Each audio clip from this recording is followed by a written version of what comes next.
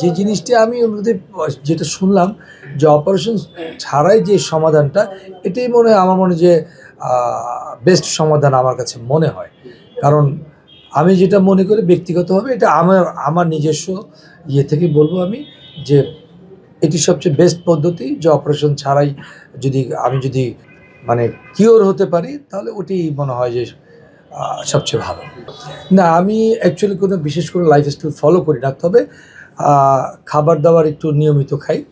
আর যেটা হলো গিয়ে আ যেটাকে বলেন ডায়েটিং না কি যাই বলুন, যে একটু চেষ্টা করি যে মানে খুব মানে যেগুলো অনেকে যারা যেমন খায় খুব তেল চর্বি জাতীয় খাবার-টাবার, এগুলো খুব অ্যাভয়েড করি আমি।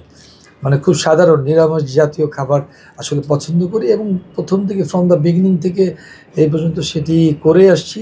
বিশ্ব স্বাস্থ্য সংস্থা এবং ইউএসএফডিএ এগুলো পর্যায়ক্রমে এগুলো অনুমোদন আসছে, এবং অনেকগুলো কোষ বিজ্ঞানের অনেকগুলো চিকিৎসা পদ্ধতির অনুমোদন অলরেডি এসে গেছে, এবং আরও কিছু অনুমোদন প্রক্রিয়াধীন আছে। তো সেক্ষেত্রে এগুলো যারা বিদেশ থেকে যারা প্রশিক্ষিত হয়ে এসেছে, তো সেক্ষেত্রে দেখা যায় যে ব্যয় একটা ফ্যাক্টর। দেখা যাচ্ছে একই চিকিৎসা বিভিন্ন ধরনের মানে অন্যান্য রাষ্ট্রে মানে অনেক উচ্চ ব্যয় সম্পন্ন থাকে। তো সেক্ষেত্রে অনেক বিদেশি রোগী যাদের ইন্স্যুরেন্স নাই, কারণ এই চিকিৎসা পদ্ধতিটা কিন্তু ইন্স্যুরেন্স কাভার করে না, তো বৈদেশিক রাষ্ট্রে তারা ইন্স্যুরেন্স দিয়ে তারা সরকারিভাবে তারা চিকিৎসা পান।